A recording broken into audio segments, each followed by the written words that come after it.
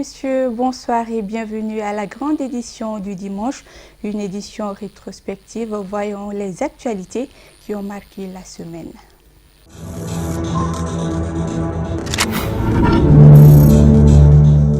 Convaincu que l'harmonisation du cadre juridique des finances publiques est indispensable à l'exercice de la surveillance multilatérale des politiques budgétaires nationales, le Conseil des ministres de l'UEMOA a édicté la directive numéro 6-2009-CM-UEMOA portant loi des finances au sein de l'UEMOA. En marge du vote de la loi sur le code électoral, la commission des finances avait été saisie pour l'examen d'un projet de loi portant modification d'une loi qui nous était déjà parvenue. Le projet de loi 2013-028 du 11 juillet 2013, modifié portant loi des finances. En effet, les ministres membres de l'UEMOA, convaincus que l'harmonisation des finances publiques passe obligatoirement par l'harmonisation du cadre juridique, ont décidé et édicté la directive 06-2009 CM-UEMOA portant loi des finances au sein des pays membres de l'UEMOA. Il était de notre devoir de faire la transposition de cette directive dans la législation nationale, autrement dit dans la législation malienne, chose qui a été faite en 2013. Mais la directive elle-même a été édictée depuis 2009. Donc il y a eu un trou entre les recommandations du Conseil des ministres de l'UEMOA et la prise en compte par la législation nationale. Ce n'est qu'en 2013 qu'on a pu prendre une loi pour essayer d'entériner cette directive-là. Et ce n'est qu'en 2014 que cette loi a été revue par la loi 2014-023 du 3 septembre 2014, modifiée, qui autorise l'État à faire rentrer en vigueur le fameux projet de loi qui est la LOLF à partir du 1er janvier 2017. Simplement pour dire qu'il y a beaucoup d'efforts déjà qui ont été réalisés pour permettre à notre pays d'aller vers un basculement que nous n'avons pas souhaité partiel, je reviendrai pour ça, mais que nous avons souhaité intégral et total. Aujourd'hui, on était déjà en mesure d'aller vers le budget programme. Dans le cadre de la mise en œuvre de cette loi, plusieurs activités pertinentes ont été menées, constituant des avancées notoires qui ont sous-tendu l'engagement d'un basculement du budget en mode programme à partir du 1er janvier 2017.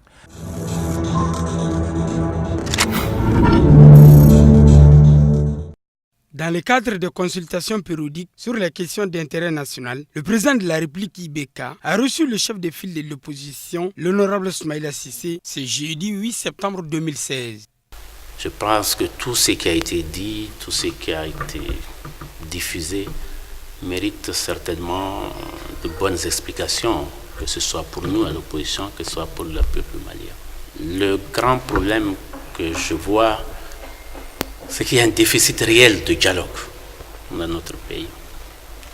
Nous l'avons souhaité à l'opposition, nous l'avons demandé, et j'ai redemandé que nous ayons des concertations nationales, que nous puissions discuter de tout. Les problèmes de sécurité, les problèmes institutionnels, les problèmes de gouvernance, les problèmes d'avenir de notre pays, de l'école, de l'éducation, du système électoral, de la représentation, de la force de notre démocratie, des voies républicaines que nous suivons. Et je crois qu'aujourd'hui, la phase actuelle de la crise au Mali, c'est indispensable. Le gouvernement seul n'y arrivera pas. Les groupes armés seuls n'y arriveront pas. Même les groupes et le gouvernement seuls n'y arriveront pas. La société civile a un rôle extrêmement important à jouer et elle doit le jouer. L'opposition a un rôle important à jouer, l'opposition doit jouer son rôle. Cela ne veut pas dire qu'on va faire une fusion de quelque chose, mais je crois que chacun a sa place doit pouvoir contribuer. Cette rencontre constitue pour le président de la République une occasion de recevoir du chef de file de l'opposition ses opinions, ses points de vue sur les questions brûlantes de l'ère, notamment comment soutenir et amplifier les efforts en cours pour la relance du dialogue politique, de l'accord pour la paix et la réconciliation étaient les sujets abordés. Le chef de file de l'opposition reste convaincu que seul le dialogue et les concertations nationales permettront à notre pays de trouver des solutions aux problèmes de l'heure et pérenniser la paix si chère aux Maliens. Mais nous, à l'opposition, ce qu'on cherche, c'est de corriger ce qui n'a pas bien fonctionné depuis ces 20 dernières années, qu'il y ait plus de transparence, que le contrôle soit effectif et que la démocratie se renforce davantage. Je crois que ces tares doivent être mises là-dedans pour qu'on puisse avancer. Cette audience est la première d'une série de rencontres régulières qui s'instaurera désormais entre le président de la République et le chef de file de l'opposition.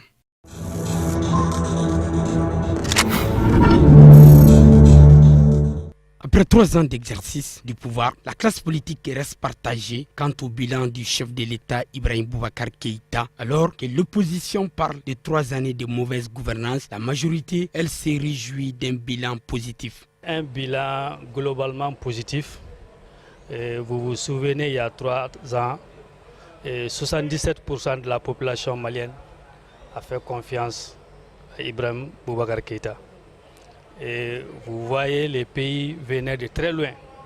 Il y avait une crise, pour imaginer, c'est-à-dire les pays étaient dans un puits.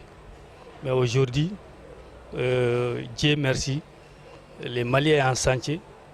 La sécurité, quelles qu'en soient les quelques attaques et autres, globalement positif. Les acteurs de l'accord sont en pourparlers. Et vraiment, aujourd'hui, Dieu merci, les pays vont bien, les hommes vont bien. Et félicitations à Ibeka, joyeux anniversaire à Ibeka. La majorité s'appuie sur le contexte socio-politique et sécuritaire qui était, selon elle, peu favorable à la réalisation du programme présidentiel. Cependant, selon ses responsables, des progrès ont été enregistrés dans plusieurs secteurs, notamment la réforme de l'armée malienne. Les trois ans du président Boubacar Keïta, moi, je le place dans un contexte d'exécution d'un projet de société dont moi-même j'ai contribué à l'élaboration. Donc la mise en œuvre, vraiment, Dieu nous a beaucoup aidés et avec l'aide de 77% des Maliens, on a eu le pouvoir pour mettre en exécution ce projet de société. Et au jour d'aujourd'hui, le projet est en train de suivre son cours normal.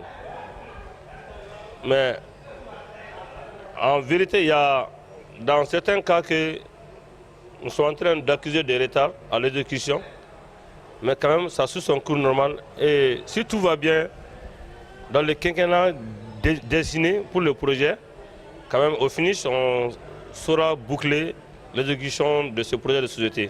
Un bilan un peu difficile dans la gestion des affaires de la nation. Effectivement que le pays se trouve dans une situation très difficile aujourd'hui. Partons étape par étape. En termes de sécurité, vous savez, le président de la République, Ibrahim Boubacar Keïta, a été élu pour régler le problème du Nord de façon générale. Sur la base de tout ce qui s'est passé au Nord, les gens ont pensé qu'il était l'homme qui était capable de régler le problème du Nord. Aujourd'hui, avec ce qui s'est passé à Kidal, Tombouctou, après Aguelok, tout ce qui s'est passé, nous avons vu aussi son parcours en tant que responsable à l'Assemblée nationale, le RPM, la position concernant l'accord 2006 de Amadou Toumani Touré où ils sont partis contre. La gestion des élèves et étudiants en 2004, en tant que Premier ministre, ont poussé le peuple malien à choisir le président de la République comme l'homme de la situation. Mais aujourd'hui, si nous faisons le bilan du parcours, tout le monde, que ce soit des hommes politiques, la société civile, mais nous, l'opposition, personnellement, au niveau du PDS, c'est qu'on était contre l'accord parce qu'on savait que ça n'allait pas faire avancer la situation sécuritaire en République du Mali. Le président de la République, lors des campagnes, a promis au peuple malien que quelques mois, il pouvait régler le problème. Mais aujourd'hui, force est de reconnaître que la situation devient de plus en plus très difficile. Sur le plan socio-sécuritaire, les partis de la mouvance présidentielle mettent en avant la signature de l'accord pour la paix et la réconciliation, qui selon eux a permis de mettre fin aux hostilités entre ex-rebelles et forces armées maliennes. Toutefois, elle reconnaît que la situation sécuritaire reste encore difficile du fait de la présence des groupes terroristes dans le pays. 3 ans d'Ibeka, les bilans à mi-parcours, c'est une question un peu vaste. On disait à 6 mois d'Ibeka que donnons-lui un peu de temps. Mais aujourd'hui, je pense que ceux qui disaient de donner un peu de temps à Ibeka ne parlent plus de temps. Ils parlent de manque de vision. Ils parlent de manque de programme. Parce que si nous essayons de résumer les 3 ans d'Ibeka, nous allons faire en sorte une comparaison entre les 3 ans, ce qui a été fait les 3 ans d'Ibeka et tout le mal qui a été fait durant les autres années de démocratie. Donc moi je pense que les 3 ans d'Ibeka et le mal qu'on a eu, le mal que le Mali a eu, en tant que surfacturation, en tant que malgouvernance, en tant que de marché gré à gré, en tant que corruption, le Mali n'a pas eu ça durant les 20 dernières années de démocratie. Donc je pense qu'aujourd'hui, nous devrons faire de bénédictions pour être sur de bonnes voies, parce que nous ne sommes pas sur de bonnes voies. Nous sommes avec un régime qui refuse des critiques. Nous sommes avec un régime qui refuse la liberté d'expression. Nous sommes avec un régime qui refuse d'être mis sur les bons rails. Car nous savons aujourd'hui que ce n'est pas l'idée, ce n'est pas la politique même du président Ibrahim Boubacar Keïta qui est en train de gérer le Mali, mais c'est une autre politique.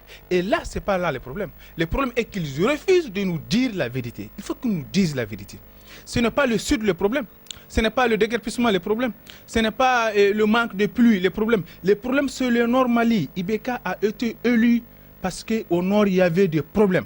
C'est à lui de nous dire s'il a des solutions ou pas. Parce que pour le moment, c'est de mal en pis. L'opposition ne fait pas dans la dentelle et regrette 3 années de gestion catastrophique. Réunis en conférence de presse, les responsables ont dressé un tableau sombre marqué de tâtonnements, de décisions inappropriées et de scandales financiers. Ce n'est pas à nous de faire un bilan parce que rien n'a été fait. Vous avez suivi vous-même, le président de la République lui-même dit que l'heure n'est pas au bilan. Mais bref, ce que nous retenons des 3 années d'exercice du pouvoir du président Ibeka, c'est vraiment le manque de vision, c'est vraiment 3 ans d'impunité, 3 ans de corruption généralisée, 3 ans de tâtonnement, 3 ans de désespérance pour le peuple malien.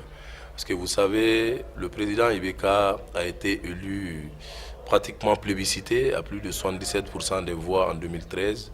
Parce que beaucoup de nos compatriotes ont estimé que c'est un homme de poigne qui est à mesure à même de restaurer l'autorité de l'État. Alors aujourd'hui, la crise du Nord aujourd'hui est beaucoup plus grave que la situation que le pays a connue en 2012. Cela dénote tout simplement du manque de vision de ce régime, de son gouvernement, et aussi de l'injustice en fait qui règne dans le pays. C'est ce que nous, on a toujours dit, d'accord pour la concession en période de crise, mais évitons de faire des compromissions. Elle est difficile dans la mesure où le pays, depuis 2013, est dirigé sans vision claire, sans programme. Quand c'est comme ça, on ne peut pas s'attendre vraiment à un résultat probant. Certes, tout n'est pas rose, tout n'est pas mauvais non plus dans différents secteurs du pays.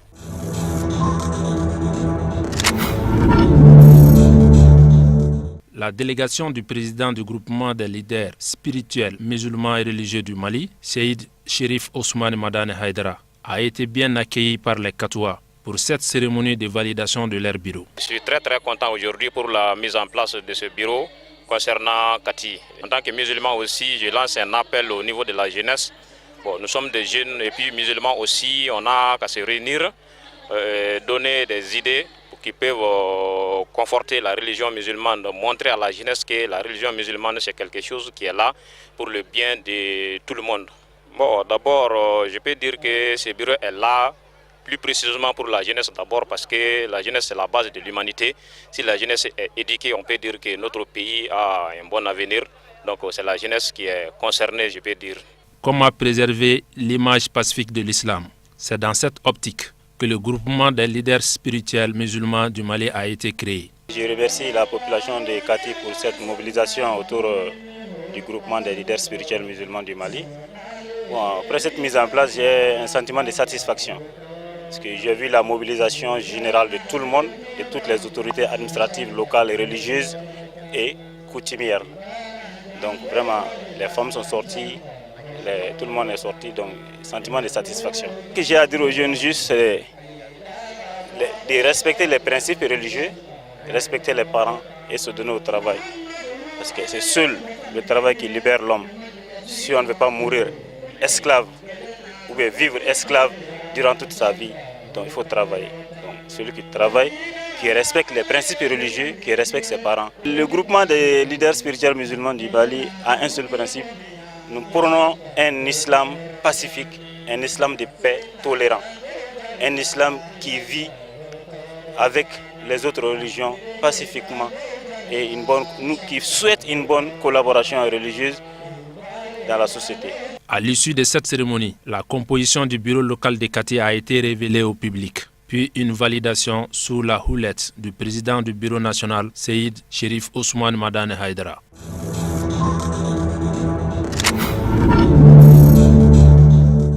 La fête des moutons se profile à l'horizon. À quelques jours de la Tabaski, se procurer un mouton est devenu quasiment impossible pour les chefs de famille tant les prix sont exorbitants. Une situation à laquelle on assiste pratiquement chaque année en raison de la flambée des prix inhérente au transport du bétail et parfois aux conditions souvent difficiles d'élevage. Bon, en réalité, moi je trouve que les moutons sont un peu chers par rapport à l'année dernière. L'année dernière, moi j'avais acheté un mouton à peu près à 75 000. Et cette année, je suis venu, ils m'ont montré un mouton de ce genre à 125 000. Je trouve que le prix est un peu exorbitant. Oui, je vais acheter comme chaque année. Bon, on a une relation avec M. Dramé là. Et chaque année, il nous offre des moutons. Donc, on le prend en crédit. Donc, chaque mois, la retenue est faite à la sauce, quoi. Il y a à peu près une dizaine d'années qu'on travaille ensemble. Bon, vraiment, ces moutons, quand même, c'est des moutons de très bonne qualité. Vu la pauvreté, là, c'est pas du tout facile à acheter un mouton à 125 000 francs. S'ils pouvaient diminuer un peu le prix du mouton, ça nous fera plaisir. Donner la possibilité aux acheteurs d'acquérir le mouton à moindre coût, tout en leur offrant un mode de paiement par tranche, est une des meilleures astuces trouvées par ce commerçant pour écouler en grand nombre sa marchandise.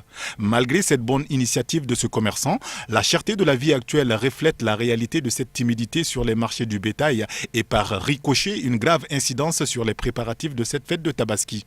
Bon, il est dit tous les clients il est bien certifié.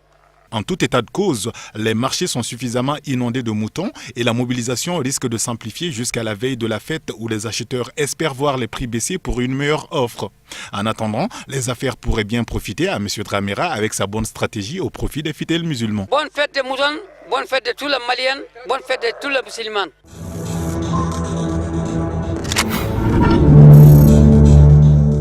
La fête de Tabaski, l'occasion parfaite de se faire belle. Dans les salons de coiffure, pour l'instant, ce n'est pas la grande affluence. Le constat est plus ou moins amer. Les promotrices des salons pensent que c'est à cause de la cherté de la vie. Je peux dire que ça va un peu, mais pour le moment, quand même, les gens n'ont pas encore commencé à venir se coiffer. Bon, je peux dire que cette année, c'est un peu difficile par rapport aux autres années. Par exemple, les autres années, actuellement, ça va trouver qu'on avait déjà commencé les préparatifs de la fête parce que les gens viennent se tisser, faire le défrisage, pédicure, manucure et autres. Mais comme vous le voyez, c'est calme. Vous-même, vous voyez, donc c'est comme ça. On attend d'abord la clientèle. Bon, je pense que c'est dû à la pauvreté hein, parce que les gens sont... Il n'y a pas d'argent. Tu vois, rien ne circule pour le moment. Bon. Or aussi, on vit de ça. Donc, je pense que c'est dû au fait à la pauvreté. Les gens n'ont pas d'argent actuellement et puis il y a la rentrée aussi qui est proche aussi. Donc tu vois, c'est un peu compliqué quoi. Et puis aussi, actuellement aussi, le marché aussi joue un peu sur nous. Parce que le marché, tout le monde aime la facilité. Donc tout le monde préfère aller là-bas. Or nous ici, C'est vrai que les salons sont un peu plus chers que le marché. Mais nous aussi, on paye les impôts. Il y a la mairie qui est là, il y a la location qui est là. Donc, c'est pas facile quand même pour nous. Qu'elles viennent se faire belle, on est là pour elles. Le salon là est là pour elles. Donc, elles viennent se faire belle et ça ira. Malgré ces tendus, quelques clientes sont sorties tôt pour se coiffer avant qu'il n'y ait des quais interminables. Les femmes mariées doivent se coiffer tôt pour donner la place aux enfants. Les célibataires et les femmes mariées n'ont pas le même programme. Il faut éviter les rangs dans les salons, de risque de ne pas trop durer.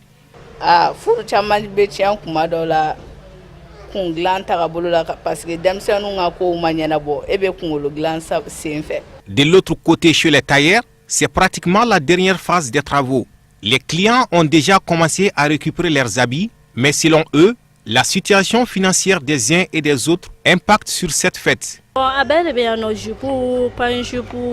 Ça dépend. Il y a toutes sortes de modèles, jupes, pagne-jupes et robes. Seulement les clientes ne viennent pas tôt à cause de la situation financière.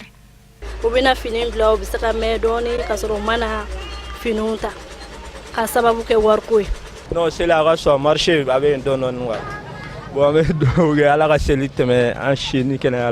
Vraiment, ça va. Il y a beaucoup de marchés, mais les femmes n'ont pas d'argent. On ne donne pas de faux rendez-vous, seulement les clientes viennent tard et veulent récupérer leurs habits tôt. C'est cela qui complique notre travail.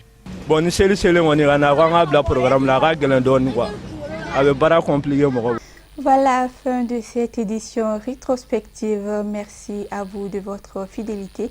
Bon début de semaine.